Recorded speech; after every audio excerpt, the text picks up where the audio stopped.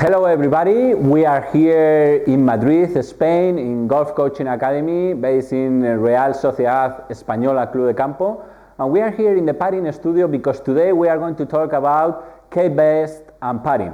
My name is Jesus Rodriguez, director of the school, and with me is Dani Colomar, who is one of the top putting coaches here in Spain. He works with a lot of golf pros and also with the elite amateurs here in this country. It's a pleasure to be here with you. Thank you. Okay, so today we are going to talk about the most typical cases that we found in putting and how we can use K-Best to improve those aspects. Yeah, Jesus, right. We will see how to measure them and how to do feedback training with the K-Best. Okay, well, let's go for it. Well, Dani, we are here now ready to hit some putts, and for me, one of the typical issues that I found during my life of teaching is in the putting stroke, a lot of amateurs, they tend to move a lot of the upper body during the stroke. Yeah, well, you're absolutely correct. I mean, normally it's rotation that ends up being like translation towards the target. That in return gives us a path that goes a lot to the left. So for the golfer to keep the relationship between the club face and the path consistent is very difficult. So they end up whether pulling the putts or cutting across, which gives them a very bad roll. Yeah, so one of the ways that we can use K-Best for putting is we just put the biofeedback with upper body turn, and we just put the ratio of 10 degrees. Yes, to have a range of 10 degrees would be what we would consider to be a normal swing, a normal putting swing that would be within the correct parameters, absolutely. But maybe, Jesus, you can show them how it exactly looks like what we were defining before. Okay, that's perfect. Let's hit some putts.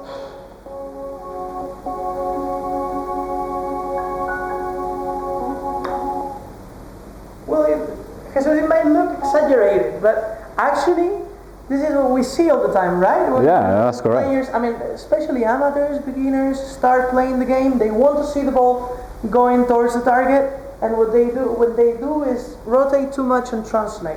Yeah, and that's why we stop hearing the music. I mean, the sound of the K-Best. Exactly. It's great that we can have that the player itself can have a feedback, instant feedback, when he goes off parameters. But please show us what happens when you stay within the parameters. Okay.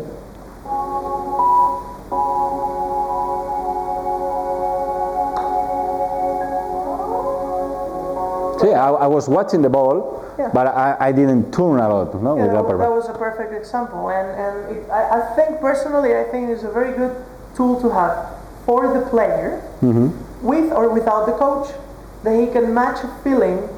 He or she can match a feeling of the body doing the right thing while knowing it's the right thing because he's got an external feedback.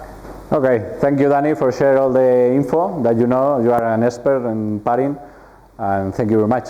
Oh, it's a pleasure. Dani, another common issue that we found talking about putting is when the people is dressing the posture and they have too much tilt, too much anterior tilt, and they have too much tie the lower back. Yeah, that's absolutely correct again. I mean, I think it comes because they've been told too many times that they should strive for an athletic posture.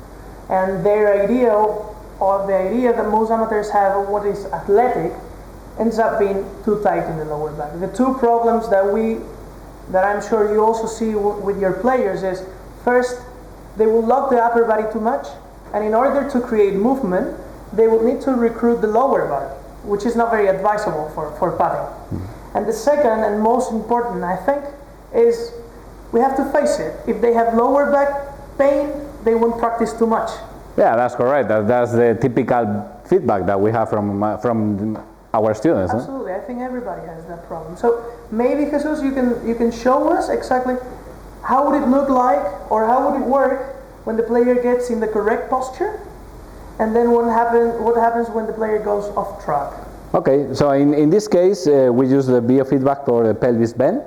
Okay, so for my case, I just put 16 degrees of pelvis flexion. Okay, so if I do it correctly and I'm in my natural position, you can hear the music. It's clear. Now, if you go to the posture that would create the tight lower back, Yeah. disappears. Right here. I'm feeling.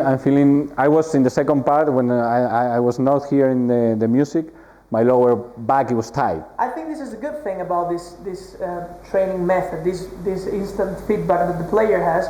He can match the feeling and the actual thing that he or she is doing because of the biofeedback.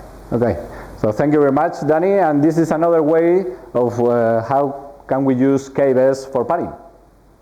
I absolutely agree. Thank you very much. Thank you. Well, this is two different options that we use here in Golf Coaching Academy, using KBS for padding. And again, thank you very much, Danny Colomar, for your expertise in padding. Thank you, Jesus. I loved it. And for all of you, you are very welcome to come and visit us here in Madrid, Spain. Thank you very much.